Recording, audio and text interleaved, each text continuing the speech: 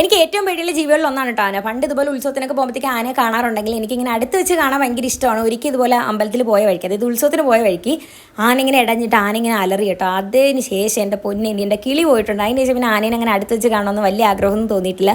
അങ്ങനെ കുറേ നാൾക്ക് ശേഷമാണ് കേട്ടോ ഒരു ആനേനെ ഇതുപോലെ അടുത്ത് നിന്ന് കാണുന്നത്. ഇപ്പം അങ്ങനെ ഉത്സവത്തിന് ആനയൊക്കെ ഭയങ്കര കുറവില്ല. പണ്ടൊക്കെ ആയിരുന്നു ശരിക്കും പിന്നെ ഉത്സവം എന്ന് പറഞ്ഞാൽ അടിപൊളി. കുറേ ആന ഇതുപോലെ തന്നെ ഞങ്ങൾ ഇവിടെ അടുത്ത് തഴുത്തല ഗണപതി അമ്പലം ഉണ്ട്. അതായത് കൊല്ലത്തുള്ളവർക്കൊക്കെ അറിയാം, തഴുത്തല ഗണപതി ക്ഷേത്രത്തിൽ ഉത്സവത്തിന് ഇതുപോലെ 100 ആനയൊക്കെ ഉണ്ടായിരുന്നു പണ്ട്. പക്ഷേ ഇനി ഇപ്പോൾ അങ്ങനെ ഉണ്ടോ എന്ന് എനിക്കറിയത്തില്ല. എൻ്റെ ഓർമ്മ ശരിയാണെങ്കിൽ ഇപ്പോൾ അത്ര ആനയൊന്നും ഇല്ലെന്ന് തോന്നുന്നുണ്ട്. അത്രയും അടിപൊളിയായിരുന്നു പണ്ടത്തെ ഉത്സവമൊക്കെ. പണ്ടത്തെ ഉത്സവം കണക്കൊന്നും അല്ല കേട്ടോ. ഇപ്പം കുറച്ചും കൂടി അങ്ങ് കുറച്ച് ഇത്രയും വർഷമൊക്കെ ആയപ്പോഴത്തേക്ക് ഉത്സവത്തിൻ്റെ ആ ഒരു രസമൊക്കെ ഇപ്പോൾ അങ്ങ് പോയിട്ടുണ്ട്. അങ്ങനെ എന്തായാലും കുഴപ്പമില്ല, ആനേനെ കാണാൻ പറ്റി. ആനയായിട്ടൊരു വീഡിയോ അടുത്തുനിന്ന് എടുക്കാൻ പറ്റിയില്ലെങ്കിൽ സെൽഫി പോലെ ഒരു വീഡിയോ എടുക്കാൻ പറ്റി. എനിക്ക് അത്രയും തന്നെ മതിയായിരുന്നു. അതിൻ്റെ ഇടയിൽ കൂടെ നമ്മുടെ ഒരു കുട്ടി സബ്സ്ക്രൈബർ വന്ന് എന്നെ കണ്ട് ഹായ് ഒക്കെ പറഞ്ഞ് ചിരിച്ച് കാണിച്ചു. ചേച്ചിനെ വലിയ ഫാനാണെന്നൊക്കെ പറഞ്ഞിട്ട് എനിക്ക് ഒരു ഷേക്കാൻ്റെയൊക്കെ തരാനായിട്ട് നോക്കുകയാണ് കേട്ടോ.